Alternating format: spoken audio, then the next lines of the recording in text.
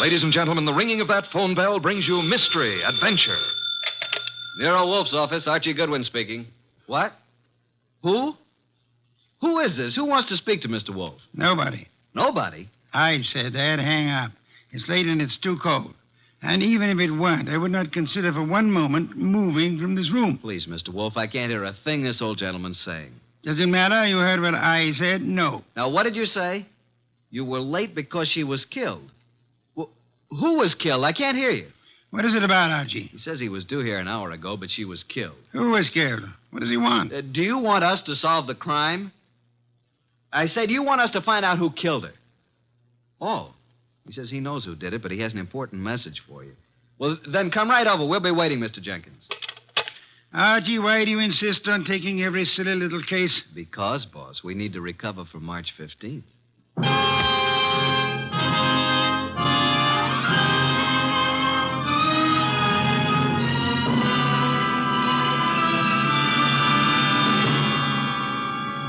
Ladies and gentlemen, it's that renowned genius who is the bulkiest, balkiest, most ponderous, and most brilliant detective in the world.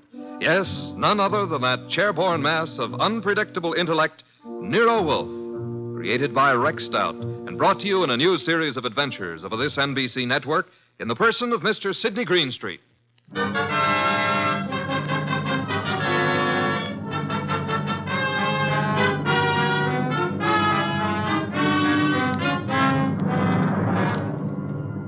This case I like to refer to as the case of the Telltale Ribbon. Perhaps a better title would be Wolfe Goes A-Hunting. For in a way, this was one of those unusual instances in which my boss, of his own free will and without any coercion, actually decided to leave the house and go to the scene of the crime. It started when the strange old gentleman who phoned us finally arrived. Well, there's our client, Mr. Wolfe. Evening. It's me. Who's me? Oh, I just phoned you. I'm Jenkins. I got a dispatch for Nero Wolfe. Oh, you're Jenkins. Well, come in. Mr. Wolfe, this is Mr. Jenkins. Says he has a dispatch for you. Yep. Yeah. Are you Wolfe? I am. Where is the dispatch from? Don't know. You don't know? How come? Oh, I know, but I'm supposed to say I don't. See? That's my job. What is? Just to say I don't know. What about the murder? Yeah, who was killed? Oh, my goodness. It was a terrible thing. We were just crossing the turnpike, and this fella come at us out of nowhere. The killer? Yeah. Must have been drunk, I guess. Well, how did it happen? Did he shoot her, stab her? Oh, no. He ran into her with his car. And she was only 9 years old. Your granddaughter? No, it was Bessie. But the police got him. I have to appear, I guess. Probably get 90 days, he will. For murder? Murder? Was somebody murdered? I must have missed something. Look, we're talking about Bessie, and what do you want us to do about it? Nothing.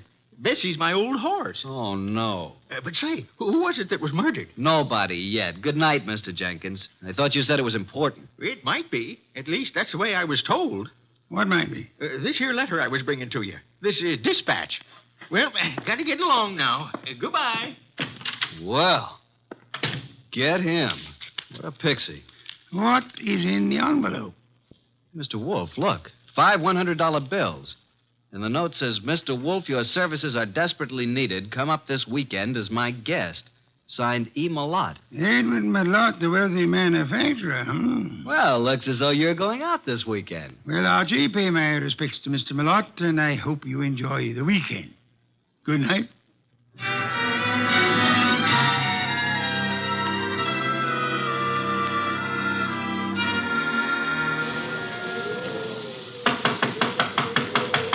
Something certainly phony about this. There's no party going on here tonight. Yes? What is it? Is this the Malott place? It is. What do you want? My name's Goodwin. I'm a guest of Mr. Malott's. A guest? Yes, he invited me down for the weekend. Weekend? Oh. Well, you better step in, please, Mr. Goodwin. Quite a bolt you've got on that door. Yes, isn't it? Just sit down there, please. I'll get Mr. Malott. He's in the library. Oh, here he is. This is Mr. Goodwin, sir. Says he's come down for the weekend. Mr. Goodwin, good evening. You've come for the weekend, you say? Well, yes, wasn't that the idea, Mr. Malott? Well, I don't understand, Mr. Goodwin. Didn't you send me this note asking me to come here? Note? I did not. Oh, well, this is my personal note stationery, but I don't recall sending this. I didn't even type it. And I'm in the habit of signing my name with a pen, not with a typewriter. E. Malott. You're certainly Edward Malott. Yes. Services are desperately needed. What does this mean? What services? Who are you, Mr. Goodwin? Are you serious? I'm a private investigator. I'm Nero Wolfe's assistant. Oh, indeed. Nero Wolfe, eh? I know of him, yes, indeed. And you really don't know anything about this note? I do not. Are you having a weekend party here? I most certainly am not. Then who sent this? And there were 5 $100 bills as a retainer. I haven't the slightest idea. Oh, Dorothy. Yes? Will you step in here, please? Miss Davis is my private secretary. She may know something about this. Yes, Mr. Malott. What is it? Dorothy. Oh. Dorothy, this is Mr. Goodwin. How do you do, Mr. Goodwin? Well, how do you do, Miss Davis? Yes. Well, Mr. Goodwin is assistant to Nero Wolfe. You don't say. Nero Wolfe, the detective? Oh, I've heard a great deal about him. And about you, too, Mr. Goodwin. Well, now I'm mighty glad to hear you say that, Miss Davis. Mr. Goodwin has a note here. Is anything wrong, Edward? I heard voices. Oh, do we have company? Nothing is wrong, Eva. I was calling Dorothy, that's all. Oh, this is Mr. Goodwin, Eva. My wife, Mr. Goodwin. How do you do, Mrs. Malott? Mr. Goodwin, yes. How do you do? Now, as I was about to say, Dorothy, Mr. Goodwin... What's going on? Mr. Goodwin, this is my son, Larry. Good evening. What's wrong? Mr. Goodwin has been invited here for the weekend. He has an invitation supposedly written by me. At least it's on my stationery. Look at this, Dorothy. Know anything about this note? Well, no. I certainly didn't write it. But it's my personal notepaper, and my signature is typewritten. I'd never do that. Well, somebody sent it. Who's Jenkins? Jenkins? Never heard of him. A little dried up old man. He delivered it to us. Yeah, maybe it didn't even come from this house. I'm positive that it didn't. Never heard of Jenkins. You have a typewriter here, of course. Yes? I'd like to see it. Certainly, Mr. Goodwin, in the library. How far have you come, Mr. Goodwin? From New York, Manhattan. Oh, and it's such a dreadful night, too. Yes. And it is rather late. Late? It's only 7:30. Why not stay here for the night? Plenty of room? Yes, Mr. Goodwin, plenty of room. Well, I don't really think that's necessary. On the other hand, it would be a tough drive back to the city in this storm. I'll accept your hospitality, Mr. Malott. Very good. Oh, Jeffries, show Mr. Goodwin to the East Wing. And take care of his car. Yes, sir. Good night, Mr. Goodwin. You mean you're all going to retire now? I haven't even had my dinner. We retire very early here. But Jeffries will prepare anything you want. Good night.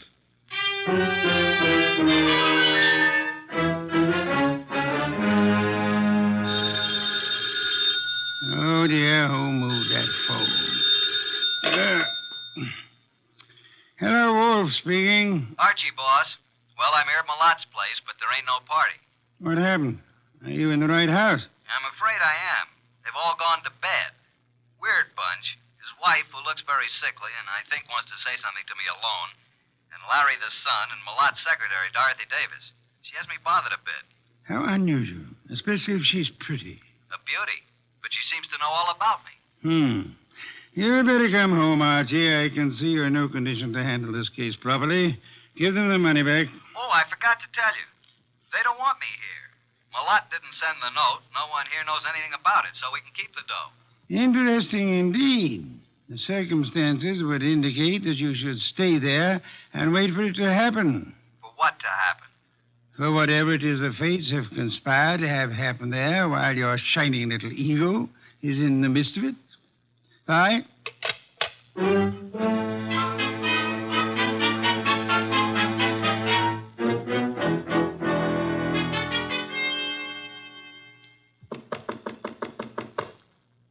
Who is it?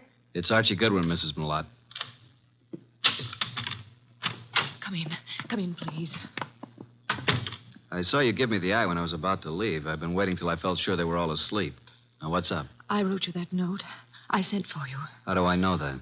Old man Jenkins is a scissor and knife sharpener who happens along every month or so. They wouldn't know him.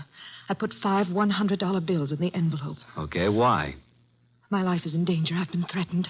I received 3 notes through the mail. They were all postmarked in New York City. Could I see them? Here they are. All typewritten. The first one reads, "There is no love for you in Grey Gables." The second, "Why stay on in the face of death?" And the third, "The time is shorter than you think." Do you think this is an inside job, Mrs. Malott? Well, at first I didn't. But lately I've come to think it is. What caused you to think that? For some time I've been having severe spells. I thought it was indigestion. But then it occurred to me that I always broke out in cold perspiration. I was left horribly weak and terribly thirsty. Thirsty? You fear you're being poisoned? Yes. And since the thought came to me, I've been living in fear. Fear of every bite of food or drink.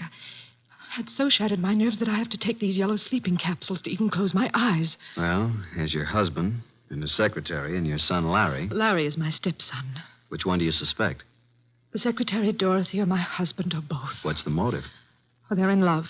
She's been here over 2 years, and they've spent most of their time together. The idea never occurred to me till last week. And when I watched them, it was quite obvious. Anybody else know about these 3 notes? Oh, no. Then I'll keep them for a while. Good night, Mrs. Malott. And don't worry.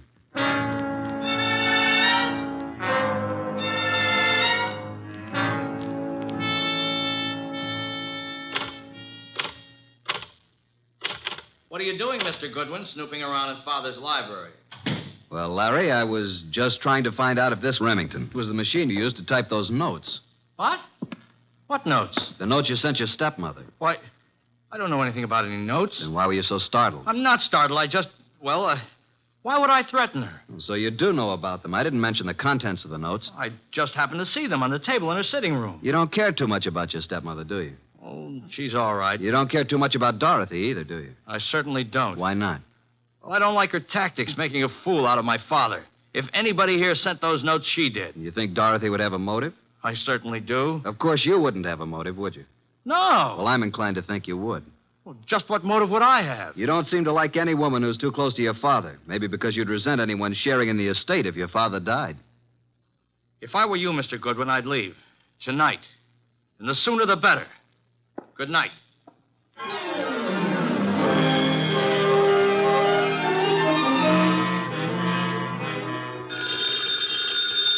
Oh, Archie. Archie. Oh, confounded boy. Yes, Archie? You have the wrong number. This is Sherlock Holmes speaking. Why didn't you go to bed like the others? You don't have to push it. It'll happen. Eva Malott thinks she's being slowly poisoned. Suspects her husband and his secretary. She could be right. What are the symptoms she suffers? Gastric disturbances, weakness, thirst. Indeed. What about the son? Have any ideas? He doesn't like his stepmother and is decidedly against his father's secretary, Dorothy. He knew all about the notes Mrs. Malott had received, saw them on her dressing table. He believes Dorothy's the culprit. Then I should say that Dorothy should be the next on your list. You can say that again. Be careful, Archie. Use your head this time. Incidentally, Larry advised me to leave the place tonight. Bit of a threat it was, too. What shall I do, Mr. Anthony? Do nothing. The trouble will come to you. Bye.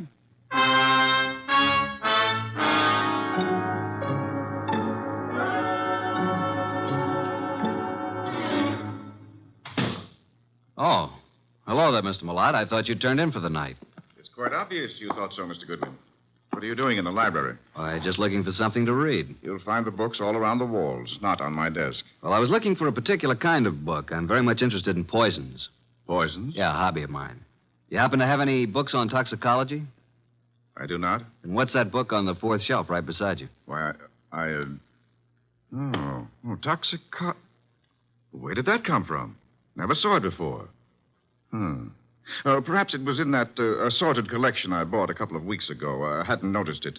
Larry probably put them on the shelf. Mr. Malott, how long have you known Dorothy, your secretary? A little over 2 years. Did it ever occur to you that she might be, well, infatuated, in love with you? What? Well, of all the...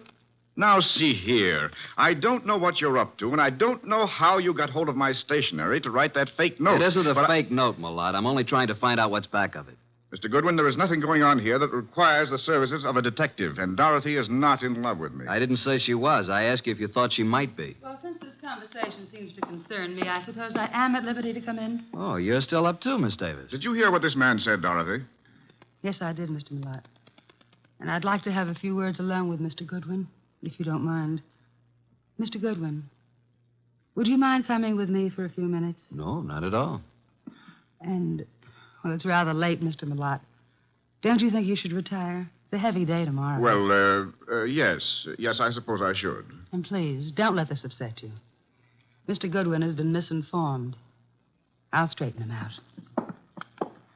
Come on, Mr. Goodwin. The bar is right across the hall. I'll fix you a nice, soothing drink. That'll be nice. Well, now, what would you like, Mr. Goodwin? In the way of drinks? Oh, well, some 7-Up. Really? Well, just sit down over there. Okay, what do you want to talk about? Well, where did you get the idea that I was in love with Mr. Milat? First, suppose you tell me if you are in love with him. Yes, I am. But until a few minutes ago, he wasn't even aware of it. I worship him and his work. I never wanted him to know because he's married. It would have caused trouble, and I'd have had to leave here. But now he knows it's true. Well, now that he knows, what will happen? I'm going to leave tonight. Now. I see. And since I don't own a car, Mr. Goodwin, I'm going to ask you to do me a very great favor. Will you run me into New York? I want to leave without a word. If I wait till morning, I'll have to explain to Mr. Milat, and... Well, that would be most embarrassing, Archie. Oh, now it's Archie. You don't really mind, do you? No, I guess I don't. I should, maybe, but... Don't you like your drink? What'd you put in this drink? What do you mean? What'd you dope it with? Archie, why would I do that? Might be several reasons. There's nothing in that drink. No? Then suppose you drink it. Why? Give it to me. I'll throw it out. If you want another drink, fix it yourself. I'll have my things ready in 5 minutes. Are you going to take me? Sure. Certainly I'm going to take you. But are you sure you have to go tonight? I must go tonight. Now. Wish I knew why. Mr. Wolfe's always so right. What? Just talking to myself. Dorothy, Larry, Jeffries, come upstairs. What's happened? Call Dr. Hauser. Something terrible has happened to Eva.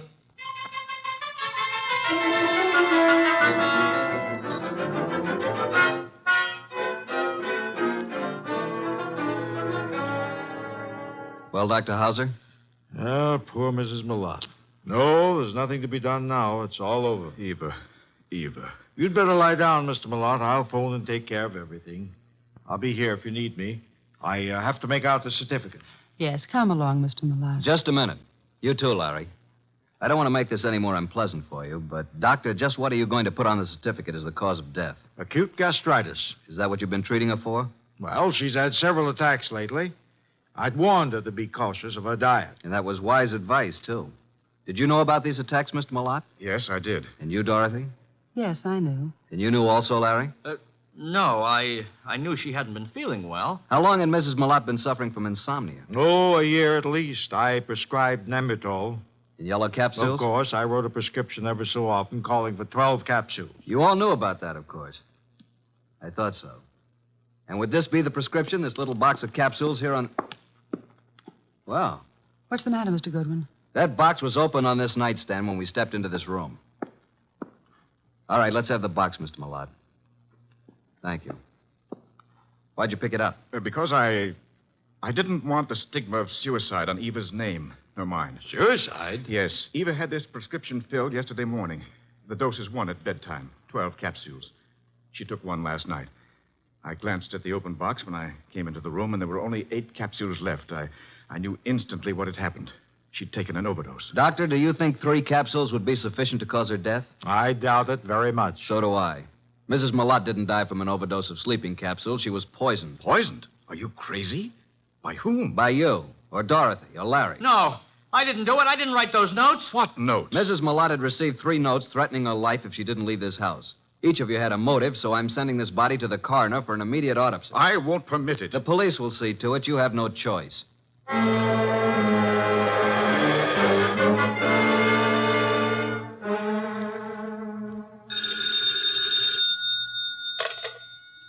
Yes, Archie. What now? Do you know who did it? How do you know anything's happened? Let us call it extrasensory perception. Well, Mrs. Milat was right. She's dead. Her doctor knew nothing about the spell she was having as being caused by anything but indigestion. How about an autopsy? It's all in the works. Looks like a metallic poison, all the symptoms. Oh? Did you search the house carefully for such a poison? I did. And I'll check the drugstores in the morning. Somebody in that household purchased some poison. Let me know when the autopsy report is in. Right. Let's see now. We have Mr. Milat, Dorothy Davis, and Larry the son. He's Mr. Milat's son, but not the child of Eva Milat, remember? Yes. Is it true that Dorothy is in love with Malott? Yeah. Dorothy admitted it to me, but claimed Malott wasn't aware of it until tonight. And earlier this evening, Dorothy tried her best to get me out of the house, insisted that I drive her into town. She tried to give me a drink, which I think might have contained knockout drops. You don't say. Archie, I should have Fritz drive me up to the Malott place at once. Archie, are you there? No, boss. I just fainted.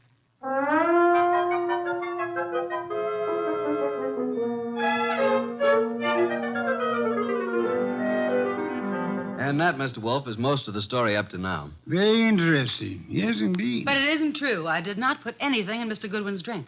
Then did you ask him to take you into town? Yes. And I might have been found in a ditch. Oh, it's ridiculous. Why did you try to get Mr. Goodwin to take you to town? Because I felt it would be too embarrassing to remain until morning. Maybe you'd already given Mother the big dose of poison and wanted Goodwin out before it was discovered. Well, you Wait a sneaking minute.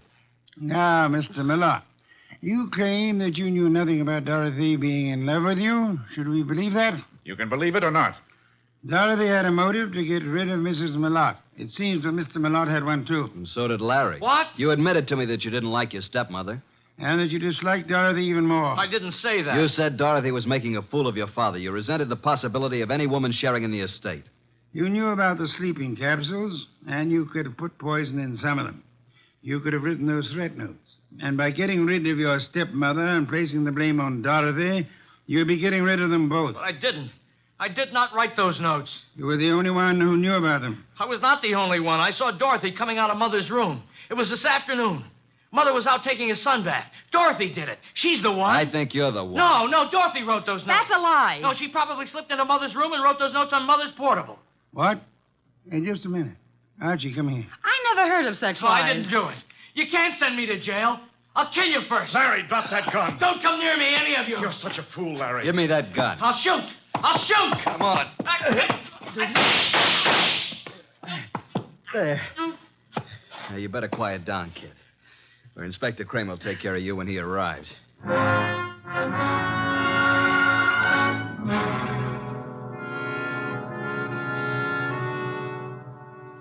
Well, Mr. Wolfe, what goes on here? Where's Goodwin?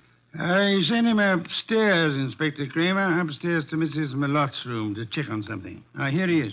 Yeah? What have you been doing, Goodwin? This, Inspector, is the pièce de résistance. This is what Mr. Wolfe has been waiting for. This little black box contains a typewriter, a portable noiseless Remington. Mrs. Malott's typewriter. What? I didn't even know she had a typewriter. Larry knew she had one.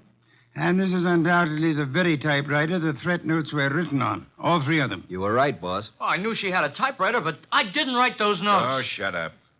Archie, how do you know the notes were written on this typewriter? I've compared the type and the ribbon. They're both the same. These notes were written on this Remington. It was Dorothy. Larry, I don't believe a word you've been saying. Dorothy couldn't possibly be guilty of such a thing. If anyone is guilty, you yourself certainly have all the earmarks. Everybody's against me, even my own father. But I'm innocent, I tell you. Let me get it. I think I know who it is. Hello? Yeah, just a second. You better take it, boss. Wolf. Oh, yes, go ahead. Let's have it. Yes? He's here, but he won't mind. Yes? I see. Uh-huh. You just finished? Oh. Good. Right. Bye. Was it the coroner? The coroner, reporting that poison was found in the sleeping capsules. And the body. Did they find poison? They did. You were right again, boss. I'm going up to Mrs. Malott's room for a while. I want you to come along with me.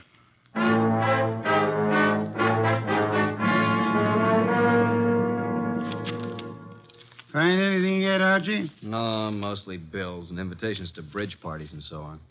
Ah. You find something, boss? Yes and no. This pocketbook detective story. What about it? I was just flipping through the pages, and I find this corner turned down. Well. What is it? Look and read. Why stay on in the face of death? Interesting. The very words used in one of the notes. Give me the book. Of course, this doesn't prove a thing either, but it does confirm what I was... Oh. What now? This cinches it. Get them all up here, Archie. Tell Kramer to bring them all to the bedroom.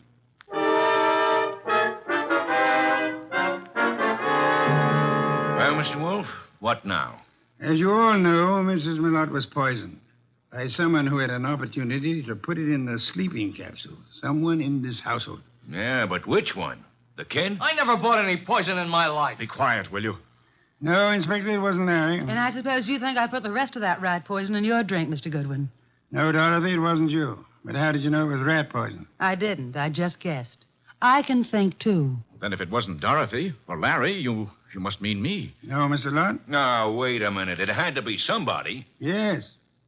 This is going to be painful for you, Mr. Malott. Well, you mean that Mrs. Malott did commit suicide? It was more than suicide. It was suicide with an attempt to have both you and Dorothy convicted of murder. She planted things? She did? I can't believe it. Show him the pocketbook, mystery. Here's the proof. Some of the threat notes were lifted bodily from this novel. But look on the back cover. Isn't that Mrs. Malott's handwriting? Yes, and this is the other note, the one to you, Mr. Wolfe, composed in pencil before she typed it out on her machine. Then, Wolf, the note you received was the same typing as the threat notes. See for yourself, Inspector. Then why the dickens didn't Archie compare them right away? Just one of those things, Inspector. There are times when even a good detective is a bit on the, shall we say, dull side. Don't you find it often true, Inspector?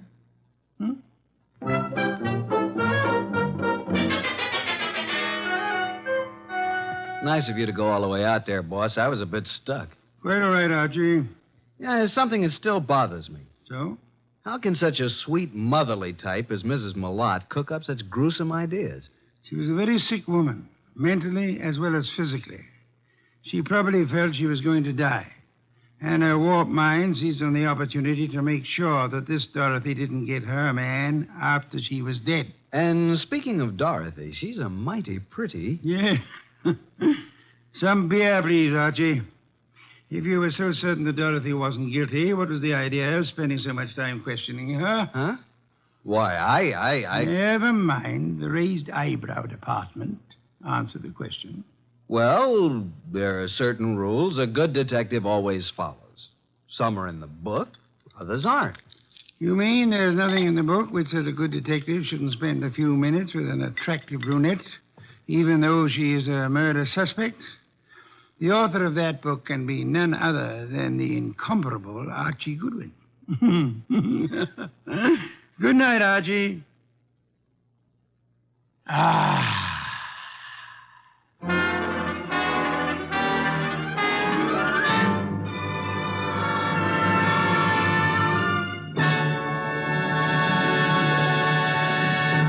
You have been listening to The New Adventures of Nero Wolfe, starring Sidney Greenstreet.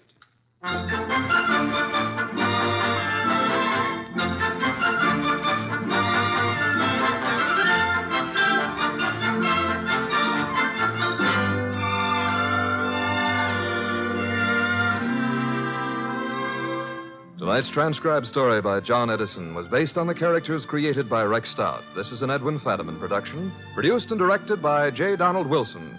In the cast were Harry Bartell as Archie Goodwin, and Gene Bates, Irene Winston, Ted Von Eltz, Jerry Hausner, Vic Rodman, and Bill Johnstone. Next week at this same time, Nero Wolfe and Archie will bring you the case of the shot in the dark. Don Stanley speaking. 3 chimes mean good times on NBC. There's music in the air tomorrow evening, music and fun, brought to you by Dennis Day, Judy Canova, and Grand Ole Opry. Charming and boyish Dennis gets himself tangled in another bewildering situation, while Judy Canova gets together with her comedy pals for some mountain-style goings-on. And Saturday also means a kilocycle trip to Nashville for Grand Ole Opry. Friday's fun includes Sam Spade and, of course, the magnificent Montague on NBC.